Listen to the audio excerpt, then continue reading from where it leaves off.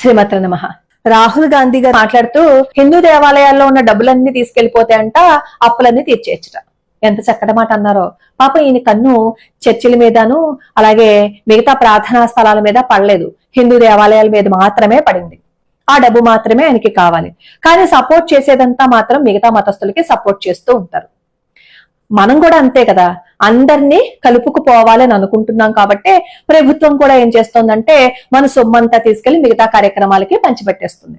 మన హిందూ దేవాలయాల్లో మనం వేసిన డబ్బులే కదా ఈ రోజు ప్రభుత్వం అందులోంచి తీసి హజ్ యాత్రకేమో ఇస్తుంది. ఏ పని చెయ్యాలి అన్నా హిందూ దేవాలయాల్లో మనం వేసిన డబ్బులే వాటిని ఉపయోగించుకుంటుంది ప్రభుత్వం. అసలు ప్రభుత్వం యొక్క జోక్యం మన దేవాలయాల మీద ఎందుకు? మరి మిగతా ప్రార్థనా స్థలాల మీద ప్రభుత్వం యొక్క జోక్యం ఎందుకు లేదు? అసలు మన సొమ్మునే ఎందుకు వాళ్ళు ఖర్చు పెడుతున్నారు? మన దేవాలయాల చుట్టూ మాత్రమే అన్య మతస్థులు ఎందుకు కొట్లని నడుపుకుంటున్నారు? మన దేవాలయాల్లో మాత్రమే అన్య మతస్థులు ఎందుకు ఉద్యోగాలు చేస్తున్నారు? ఎందుకు అన్య మతస్థుల యొక్క ప్రభావం మన దేవాలయాల మీద ఉంటుంది?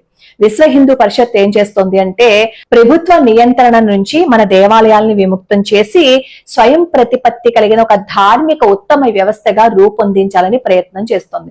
అందుకే విజయవాడలో హిందూ శంఖారావం పేరిట ఒక కార్యక్రమం జరుగుతుంది. ప్రతి ఇంటి నుంచి ఒకళ్ళు రావాలని చెప్పి వాళ్ళు అంటున్నారు. ఎందుకంటే మన గళాలన్నీ ఎత్తి మనం గట్టిగా మన యొక్క నిరసన తెలిపితేనే మన దేవాలయాల్లో అన్య మతస్థులు వచ్చి అక్కడ కూర్చోరు. ప్రభుత్వం జోక్యం కూడా మన దేవాలయాల్లో ఉండకుండా ఉండే ప్రయత్నం మనం చేద్దాం. మనం ఇప్పుడు ఆ ప్రయత్నాన్ని ప్రారంభించలేదు అని అనుకోండి, మనం సపోర్ట్ చేయలేదు అని అనుకోండి, మన బ్రతుకు ఎలా తయారైపోతుందో తెలుసా?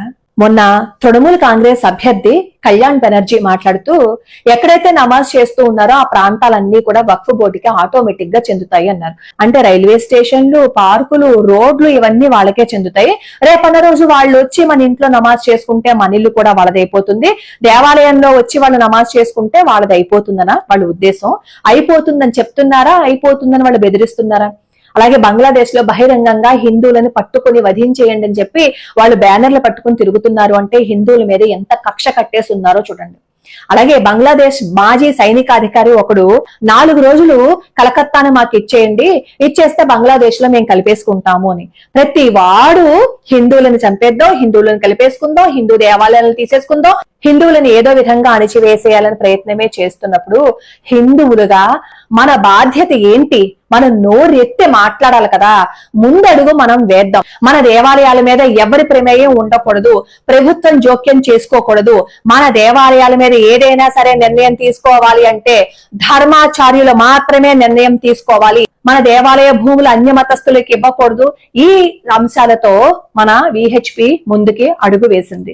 వారణాసి ఇప్పుడు మనకి వస్తోంది అన్న కారణం విహెచ్పి, బజరంగ్ దళ్ లాంటి హిందూ సంస్థలే. అయోధ్య మనకి వచ్చింది అన్న ఈ విహెచ్పి, బజరంగ్ దళ్ హిందూ సంస్థలే కారణం.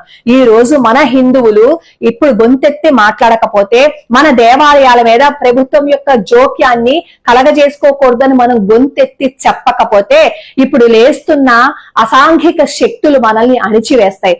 రేపన్న రోజు మనకి బ్రతుకు లేకుండా పోతుంది. మనం దేవాలయాల్లోకి వెళ్లి ముడుపులు మాత్రమే చెల్లించుకుంటాం, కానీ ఆధిపత్యం అంతా కూడా పరాయి మతస్థులు వచ్చి చేస్తారు. అది రాకుండా ఉండాలి అంటే మన ప్రయత్నంగా ఒక అడుగు మనం ముందు వేయాలి. అలా అడుగు వేసింది విహెచ్పి. రేపు 5వ తారీఖున విజయవాడలో హైందవ శంఖారావం పేరిట ఒక కార్యక్రమాన్ని నిర్వహిస్తుంది. హిందువులందరం అక్కడికి వెళ్దాం, వాళ్ళకి పూర్తి మద్దతుని ఇద్దాం. మనం సొంతంగా ఏమీ చేయలేకపోయినా ఒక హిందూ సంస్థ అది చేస్తున్నప్పుడు దానికి మనం మద్దతుని ప్రకటించి మనం కూడా అక్కడికి వెళ్లి మన గొంతుని కలుపుదాం. అలాగే ఈ వీడియోలో నేను ఒక నెంబర్ ఇస్తాను, ఆ నెంబర్ కి మిస్డ్ కాల్ ఇవ్వండి.